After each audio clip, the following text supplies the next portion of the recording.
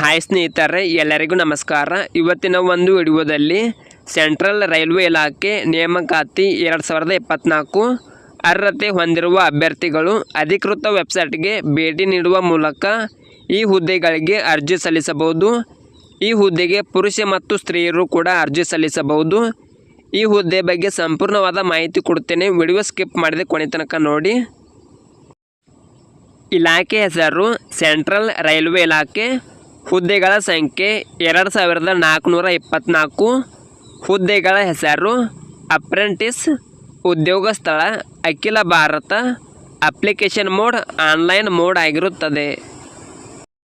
ಹುದ್ದೆಗಳ ವಿವರ ನೋಡೋದಾದರೆ fitter, electronic mechanic, plumber, diesel mechanic, painter, mechanic refrigeration ಮತ್ತು air conditioning, welder, MLT, turner, machinist, mechanic, electrician, carpenter, stenographer ಮತ್ತು secretarial assistant.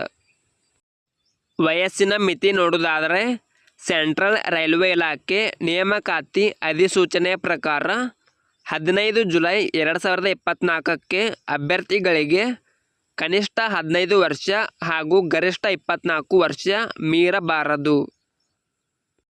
ವಯೋಮಿತಿ ಸಡಿಲಿಕೆ ನೋಡೋದಾದರೆ SC ST ಅಭ್ಯರ್ಥಿಗಳಿಗೆ 5 ವರ್ಷಗಳು, OBC ಅಭ್ಯರ್ಥಿಗಳಿಗೆ 3 ವರ್ಷಗಳು.